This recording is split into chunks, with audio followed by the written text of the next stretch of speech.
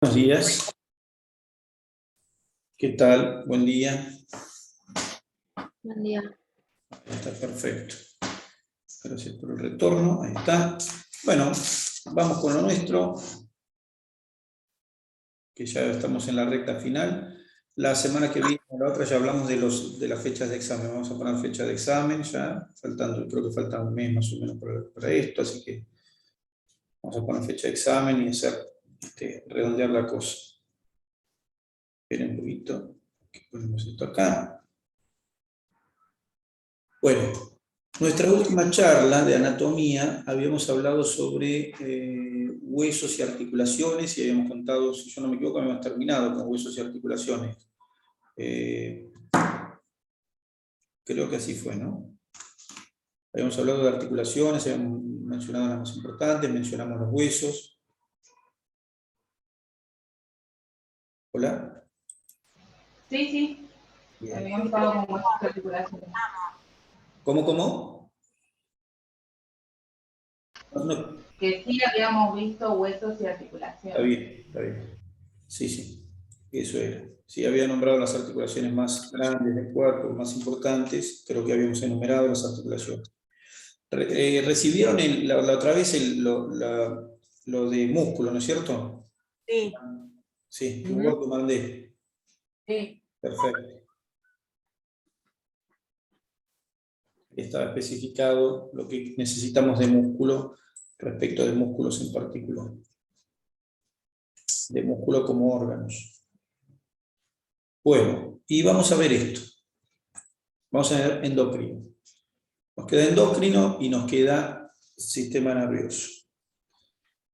Bueno, probablemente les repito lo que les dije yo otra vez. Nosotros habíamos perdido un par de clases por una cuestión de conexión y vamos a dar oficialmente, clase oficial.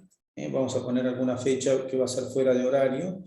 Una fecha oficial vamos a poner porque si no, con nervioso no vamos a llegar.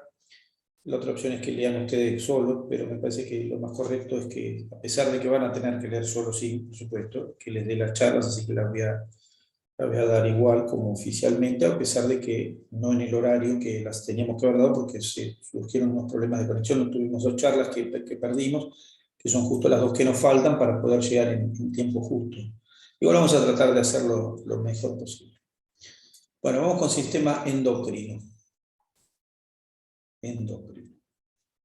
Ahí está. Cuando hablamos de sistema endocrino, vamos a hablar desde el punto de vista anatómico, vamos a hablar de glándulas del organismo. Nosotros ya hablamos de glándulas, pero lo que vamos a hacer referencia es a las glándulas de secreción endocrina. Ya que de glándulas hablamos, hemos mencionado las glándulas, por ejemplo, glándulas como el páncreas, glándulas salivales, es decir, hemos mencionado una serie de glándulas cuando fuimos hablando de distintos temas. Y bueno, esas glándulas de secreción exócrina, particularmente, o de secreción mixta, las habíamos mencionado, pero no habíamos hablado sobre glándulas de secreción endócrina. Yo estaba acá, pero un segundito que me perdí de mí mismo. Este es el resultado principal. El resultado principal. Ahí está. Bueno, la tecnología moderna. Moderna son, parezco los viejitos. Bien. Bueno, entonces, endocrino, entonces hablamos de, en términos generales, lo que vamos a hablar es de glándulas, y lo que vamos a mencionar son glándulas, ¿cierto? Ahí tenemos las glándulas, vamos a hablar una palabrita de generalidades, que ahora les cuento. Después vamos a mostrar el hipotálamo, la hipófisis, tiroides, paratiroides, adrenales, pineal. ¿Está bien? De eso vamos a hablar. Las glándulas, las glándulas endocrinas.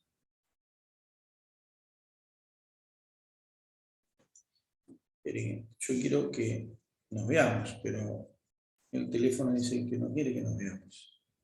Acá está. Muy bien. ¿Ok?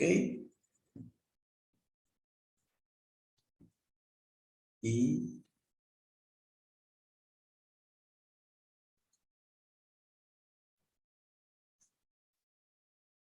Y ok, ahí está. Ahora sí. Ahí nos vemos. Muy bien. Bueno, ¿aparecí en algún lado? Sí, ¿no? A ver. Ahí estoy. Sí, cortado, pero apareciste. No te vemos la cara. Porque viene la parte importante que es la del habla, digamos. Acá, que es con lo que hablo, ahí es la parte más importante para este caso. Bueno, se ve que no quiere. Pero bueno, ahora mientras tanto, sí, total. Bueno, entonces, el tipo de. Bueno, primero glándula. Una glándula es un órgano. Una glándula es un órgano. Pero las glándulas son particulares porque resulta que la definición para glándula está relacionada con la capacidad secretoria que tiene un órgano. Sin embargo, hoy en día sabemos que la mayoría de los órganos tienen secreciones. Lo mismo pasa para las células. La célula secretora, pero las células todas secretan cosas. Así que bueno, esas definiciones va a haber que ajustarlas. Por ahora nos quedamos con las definiciones viejas, las repetimos como loro, pero en realidad, si nos ponemos a pensar, esto no está del todo bien.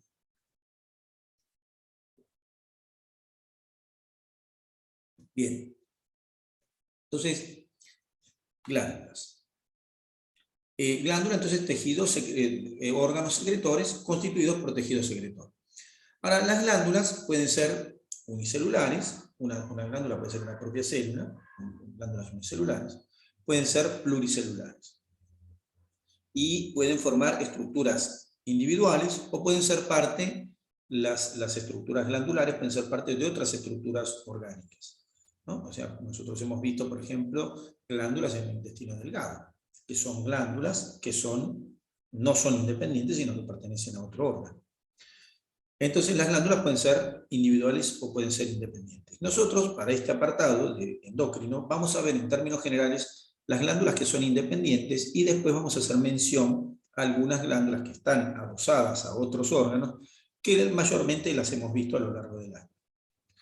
O tejido glandular que está asociado a otros órganos y que hemos visto a lo largo del año. Bien, en respecto de las glándulas pueden secretar de distinta manera. Pueden secretar al exterior, como una glándula sudorípara, como una glándula salival, como una parte del páncreas, como una parte del hígado. Son secreciones que van hacia el medio externo.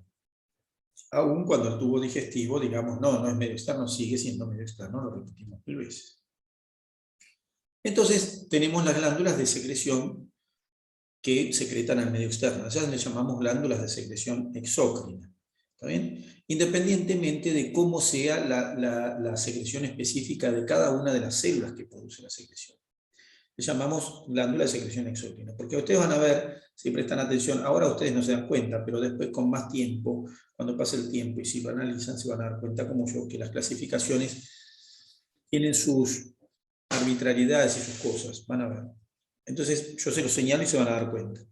Entonces tenemos secreción exócrina, haciendo referencia a glándulas que tienen conductos de secreción y glándulas cuyos conductos, que los tienen, no como el resto de las glándulas, que no los van a tener, tienen conductos de secreción que se abocan a un epitelio. Ejemplos de glándulas exócrinas, bueno, las glándulas sudoríparas, las glándulas salivales, una parte del páncreas, secretan hacia un epitelio, el epitelio del tubo digestivo o el epitelio de la piel. Bien, glándulas de secreción exócrina. Luego tenemos glándulas de secreción endocrina, que son aquellas glándulas que sin tener ningún tipo de conducto, emiten sus secreciones al intersticio y directamente de ahí pasa al torrente sanguíneo. Es decir, son secreciones para células que están a distancia, o para órganos que están a distancia de la glándula que emitió la secreción.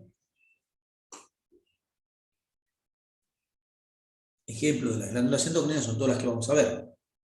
Hipotálamo, hipófisis, tiroides, suprarrenales, ovario y testículo que ya habíamos visto. Es decir, tenemos una serie de glándulas que secretan, decimos a la sangre, en realidad se secretan al intersticio y de ahí pasa a la sangre el contenido secretor, y esas secreciones tienen acción sobre órganos que están a distancia. Entonces, secreción endocrina. ¿Está bien? Luego tenemos glándulas que ya en general no son glándulas sino tejido glandular, que son las glándulas parácrinas, que ya no son tejido glandular en un órgano. Léase, por ejemplo, la célula G del estómago. Las células G del estómago pertenecen a unas glándulas que son las glándulas gástricas. Esas células no son una glándula en sí, pero son secretoras. Pertenecen a una glándula y supuestamente secretan. Ahora, ¿dónde secretan? Secretan al intersticio también. Pero la actividad principal de la secreción no tiene lugar en células a distancia, por lo que las secreciones no tienen que necesariamente viajar por la sangre. Una parte de esa secreción tiene actividad sobre las células locales. Hoy ya sabemos que eso, de hecho, no es correcto. ¿Por qué? Porque sabemos que la gastrina, por ejemplo, la gastrina que secretan las células G del estómago, o la secretina, que secretan las células epiteliales del intestino, que pertenecen a glándulas intestinales, así como las G pertenecen a glándulas gástricas. Sabemos que esas secreciones tienen actividad local, sí, a corta distancia, sí, pero sabemos también que tienen actividad en el cerebro. O sea que esas definiciones ya empiezan a ser antiguas, la definición de parácrino, porque sabemos que las secreciones parácrinas tienen actividad en otros órganos. Sin embargo, seguimos diciendo secreción parácrina para la secreción que tiene actividad en células cercanas, como marca acá el dibujito. Y luego tenemos las células de secreción, las células que también, perteneciendo a distintos tejidos, tienen secreciones que tienen actividad sobre la propia célula. ¿Está bien? Secreción autócrina. Es decir, tiene una secreción que se libera al medio y que tiene componentes que después actúan sobre la propia célula que la secretó. Que secretó esa secreción, con la redundancia. Entonces, tengo distintos tipos de secreción de acuerdo al sitio donde va a hacer efecto la secreción. ¿Está bien? Entonces tengo distintas formas de secreción. Sabemos hoy que esto es relativo, porque las secreciones endócrinas también tienen actividad parácrina, las parácrinas tienen actividad endócrina, la autócrina también tiene actividad parácrina, es decir, sabemos que esto es una división que va quedando cada vez más antigua en la medida que vamos encontrando las actividades que pueden hacer las moléculas que se liberan en las secreciones. O sea, en cuanto entendemos que la colecistoquinina tiene actividad en el centro regulador del apetito, se nos cae de maduro que la colecistoquinina ya no tiene solo actividad parácrina en el intestino, sino que tiene actividad a distancia. Bueno, pero por ahora seguimos con estas definiciones, son las que hay, y las manejamos por ahora. ¿De acuerdo? Pero hacemos la aclaración para que se entienda el concepto, porque a mí me costaba entender el concepto, porque no entendía, me costaba entender algunas cosas del concepto, porque no entendía cómo, no sé, el libro y el docente decían, porque la secreción endocrina, yo digo, pará, pero si esto no es la misma molécula que tiene actividad sobre las células locales. Sí, bueno, entonces no es solamente endocrina, es una secreción parácrina también. Bueno, sí, pero no, etc. Bueno, conclusión que ahí entonces tenemos los tipos de secreción de las glándulas. Nosotros en este apartado vamos a hablar principalmente de las glándulas que secretan hacia el intersticio y que están individualizadas. ¿De acuerdo? Bien. Entonces, nos vamos con la primera glándula.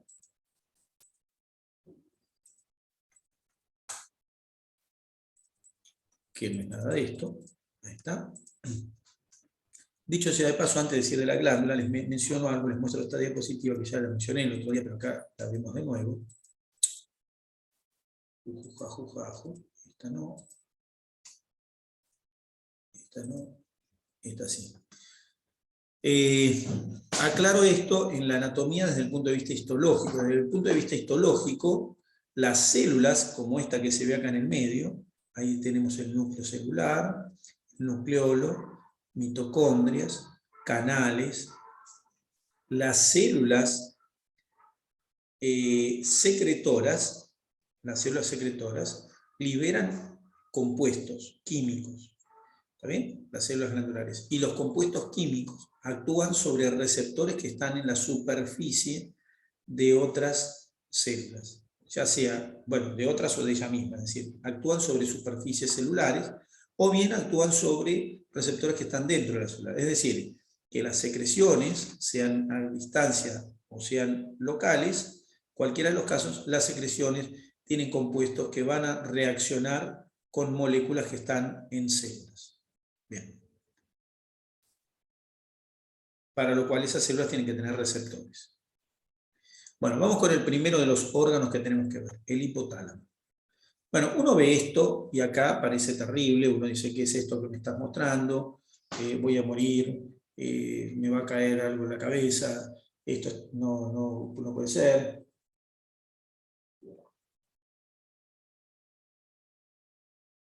¿Cómo pretendéis? Etcétera. Sin embargo, vamos a hacer lo siguiente.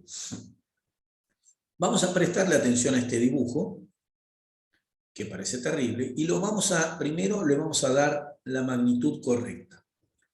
Y al darle la magnitud también le vamos a dar la ubicación correcta. Vamos a hacer así.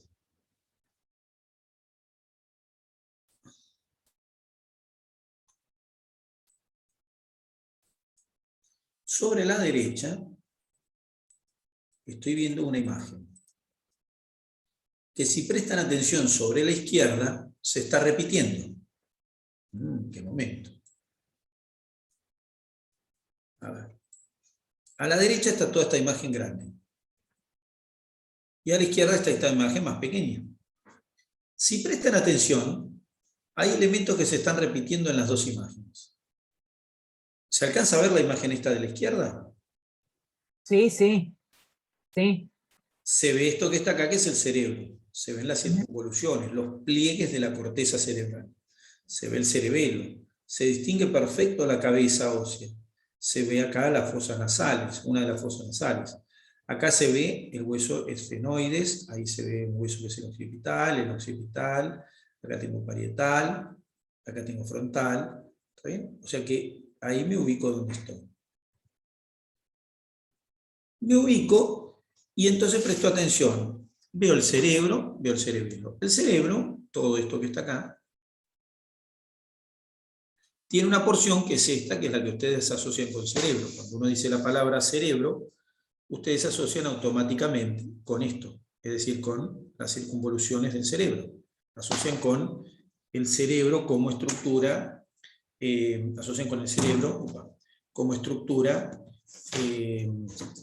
lobulada, o sea, hecha con lóbulos, estructura lobulada,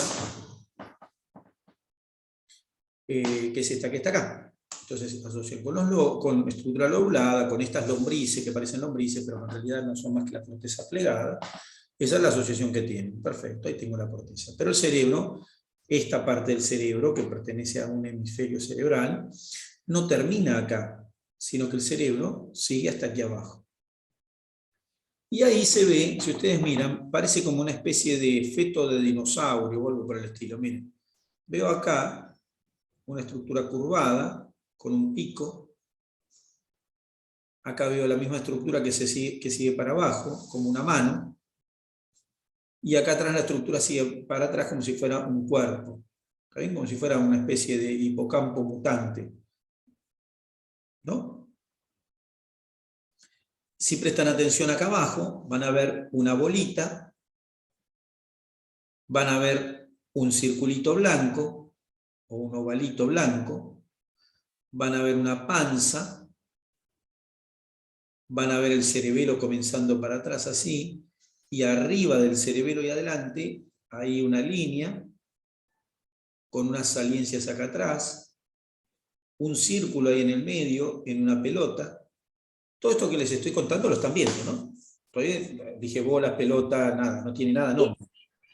Si miramos a la derecha, vamos a encontrar que hay cosas que son similares. Hay estructuras que son similares. Miren, este que está acá, podría ser este bracito que está acá. El pico y esta curva, que se continúa acá arriba así y va por acá arriba, esta curva podría ser esto. Este circulito chico que está ahí, puede ser este que está acá. Y esta bola que se ve acá ovalada, ahí atrás luz, es esa bola que se ve ovalada ahí. Esta línea es esta línea. La panza que se ve acá está empezando ahí. Esta bolita no se ve, pero este círculo blanco, este óvalo blanco, es este óvalo blanco que está acá. Este punto que está ahí, ese punto blanco, es esto que está acá. Y esto, que es una lombriz doblada, es esta lombriz doblada. ¿Se entendió la comparación ahí o no? Sí, Se entiende sí. que esto está metido acá. Ujú. Solo que acá está muy chiquitito y no lo distingo como acá. En cambio acá lo veo bien grande, magnificado. Es más, puedo hacer así. Recuerden esta imagen sin lo blanco, sin los dibujos. Recuerden esto, sin los dibujos, y miren lo que voy a hacer.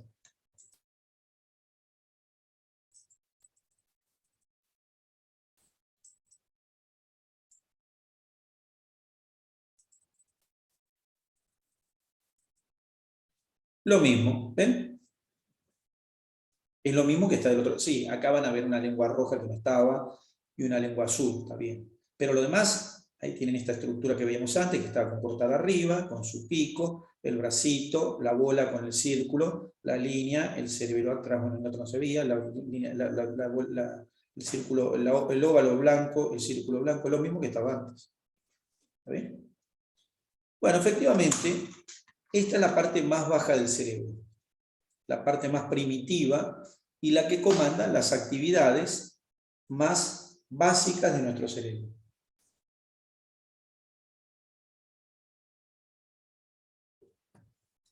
Y cuando hablo de básicas, no estoy hablando del sexo masculino solamente, sino que estoy hablando de las actividades básicas para vivir. ¿Está bien? Las actividades de vida. En esta zona de acá abajo se controla la vida. ¿Está bien? En esta zona se controla la vida. Esto que está acá controla parte de la vida de relación, el dolor. Este es nuestro aparato de traducción de dolor. Esto. Se llama tálamo. Es como una especie de chip relacionado con dolor. Si uno anula este tálamo para siempre, pueden pasar dos cosas. Una, que no haya más dolor. O dos, que haya un dolor tan intenso que no pueda uno ni siquiera moverse, nada, ni vivir. Las lesiones del hipotálamo causan esos dos tipos de molestias. ¿Está bien? Este es el controlador del dolor. Y este pedacito que está acá abajo, esto, controla todas las funciones de vida realmente. Este pedacito controla todo el pedacito. Nosotros vimos este pedacito cuando hablamos de cardiovascular, hablamos de centros de control, centros vulvares de control cardiovascular que tenían conexiones con el hipotálamo.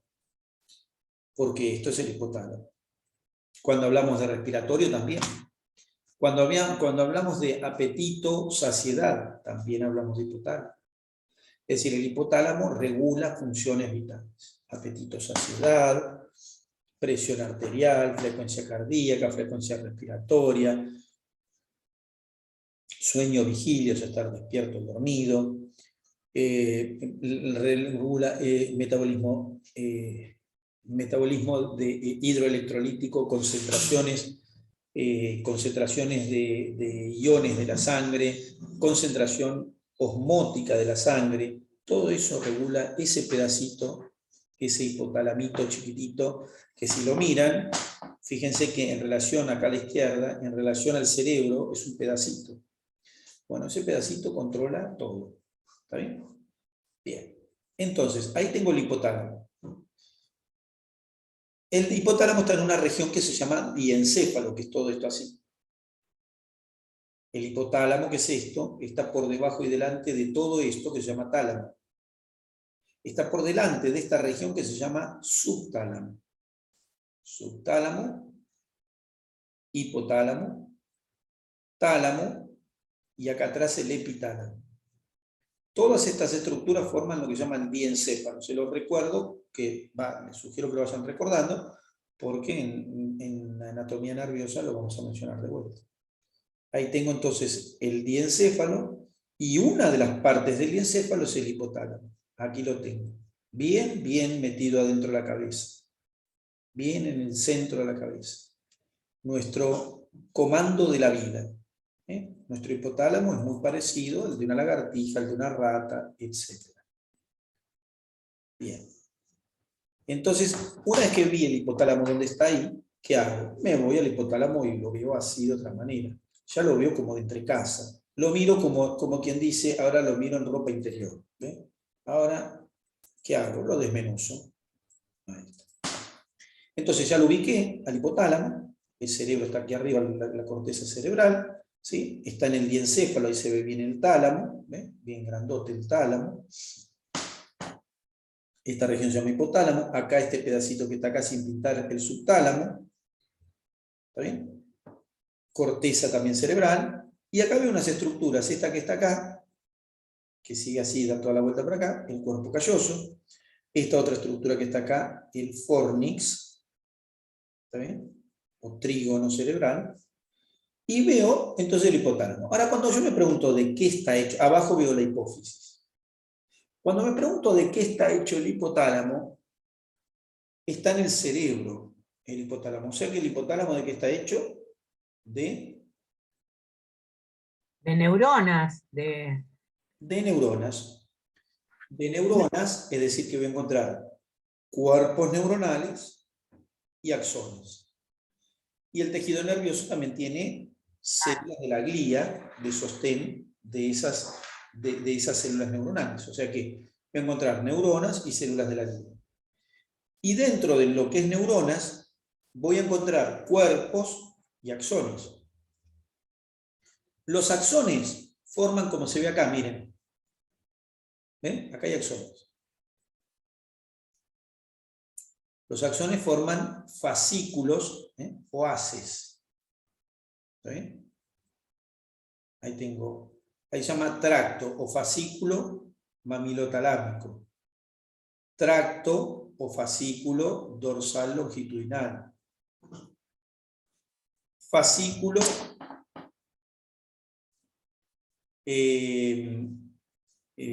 se llama mamilotalámico. No, mamilotalámico es este, perdón. Este es se llama trígono mamilar, que es esto, trígono mamilar. ¿Está bien? O sea que tengo axones, en vez de formando nervios, los tengo formando fascículos o tractos o haces, que es lo mismo. Es parecido, no es exactamente lo mismo, pero ahora para nosotros es lo mismo. Entonces, los axones en el sistema nervioso se juntan y forman trayectos, como estos. ¿Sí? En lugar de llamarse nervios, los trayectos, como se llaman los conjuntos de axones en el sistema nervioso periférico, en lugar de llamarse nervios, se llaman fascículos, tractos. ¿Está bien? Pero, entonces digo, en el hipotálamo veo axones y veo cuerpos neuronales apelotonados. Tan apelotonados que los separo como si fueran bolsitas. No son bolsitas, no están separados puntualmente, pero yo los separo imaginariamente a los conjuntos de cuerpos neuronales, y a esos conjuntos de cuerpos neuronales le doy el nombre de núcleo. Entonces el hipotálamo, que se ve acá, está hecho de neuronas, sí. De cuerpos neuronales, sí. Los cuerpos están agrupados en forma de núcleos.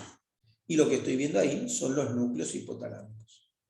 ¿Ven? Ahí veo un núcleo azul, un núcleo violeta, un núcleo rojo, un núcleo color bordeaux, un azul más oscuro, uno verde, ¿está bien? Son núcleos. ¿Qué son estos? Son conjuntos de cuerpos neuronales. Si yo a uno de estos lo cortara, entonces ¿qué tendría? Tendría acá, si yo cortara esto,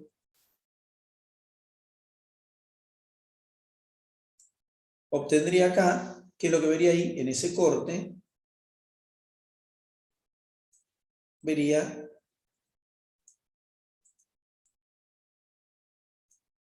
neuronas, cuerpos neuronales.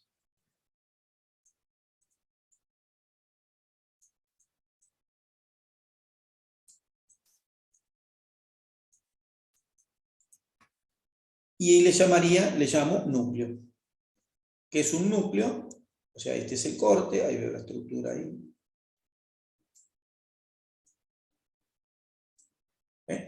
Esto es esto que veo acá.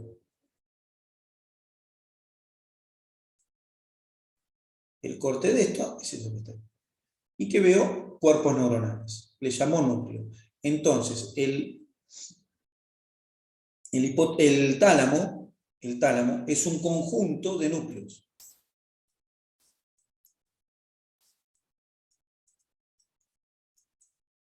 Es decir, es lo mismo que decir un conjunto,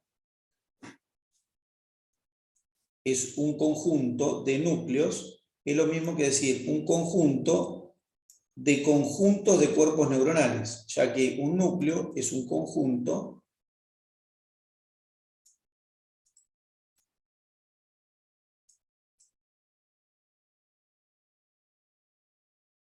de cuerpos. O sea que esto está hecho de cuerpos neuronales. Este también está hecho todo de cuerpos neuronales. Este también está hecho todo de cuerpos neuronales. Entonces, un conjunto de cuerpos neuronales se llama núcleo. Y el tálamo es un conjunto de núcleos. ¿Por qué? Porque lo estoy viendo acá. Un conjunto de núcleos. Bien. De hecho, lo tengo ahí delimitado, el hipotálamo, y lo tengo dibujadito. Acá están dibujaditos algunos de los núcleos. ¿Está bien? Tiene más, sí. Y estos núcleos tienen neuronas que se encargan de diversas funciones. Por ejemplo, acá tengo el núcleo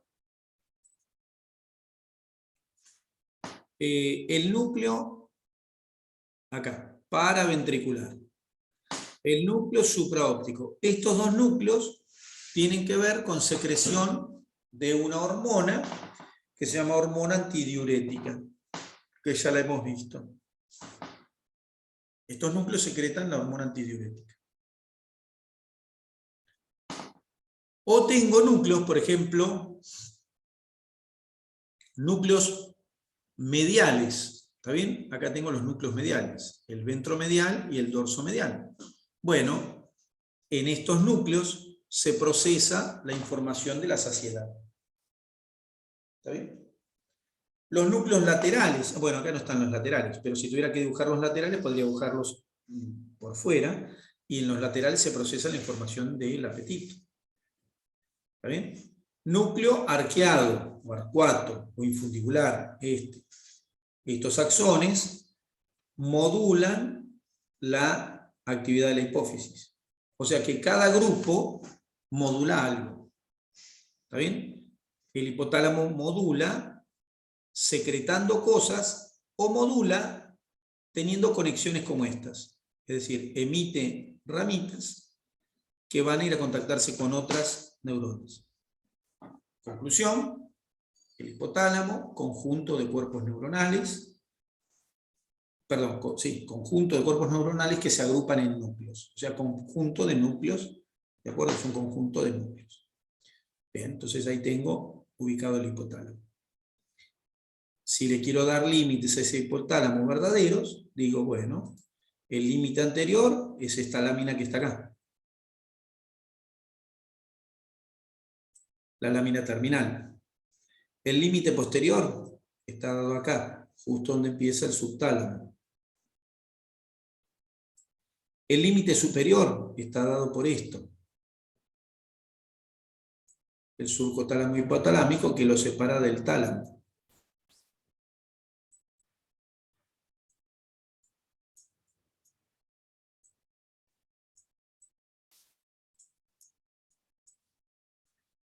Si veo hacia abajo, el hipotálamo, todo esto, termina en relación a la salida de esta glándula que es la hipófisis, el tallo de la hipófisis. Y esto que se llama quiasma óptico. O sea que ahí tengo el hipotálamo marcado. Ahí tengo el hipotálamo marcado. O sea que la zona que está ahí, que ahora le hago un cuadriculado. Está representando el hipotálamo. ¿Está bien? Con sus núcleos. ¿De acuerdo? Entonces tengo el hipotálamo ubicado en lugar.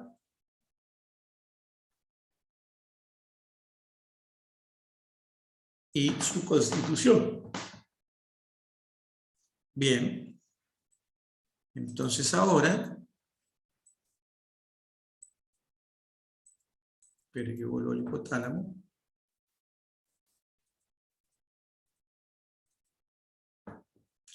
Miro histológicamente algo. ¿Qué miro? Miro esto. Esto se llama hipófisis, que está debajo del hipotálamo. Veo como hay axones que se originan en el hipotálamo que está acá arriba y que se proyectan, esos axones, directamente hacia esta estructura que se llama glándula hipófisis, todo esto.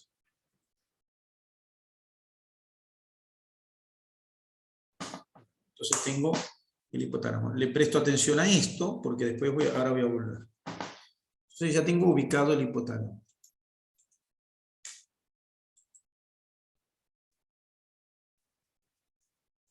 Bien, fíjense acá esta imagen. De nuevo esta imagen. Tengo el hipotálamo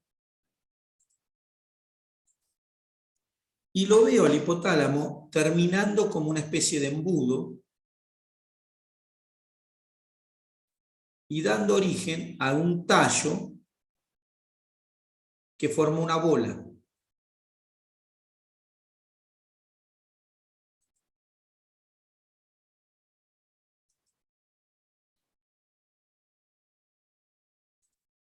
Ahí tengo.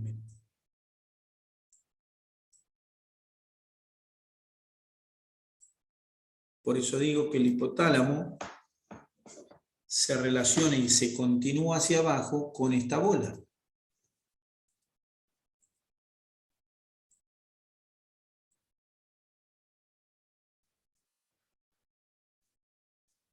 Bueno, salió cualquiera.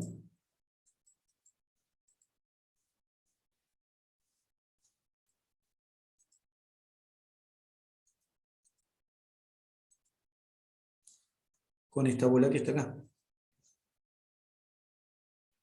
Entonces tengo esta bola, sale de este tallo.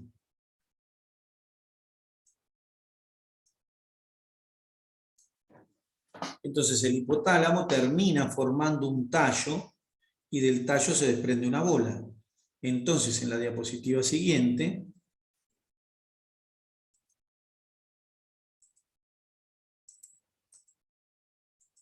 me acuerdo del infundíbulo, me acuerdo del embudo, me voy a la diapositiva siguiente.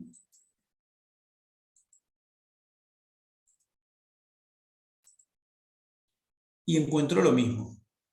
Ahora más aumentado de tamaño todavía.